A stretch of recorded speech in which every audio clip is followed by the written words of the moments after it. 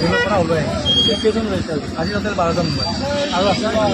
আৰু কেছত টোটেল আছিলে 13জন আছিলে আৰু 12জন ওলাইছে আৰু বাকী এজন ওলাব আৰু বাকী কেইজন হোৱাৰ কাৰণে আমি নিৰ্ভৰ থাকি তেওঁলোকে অলপ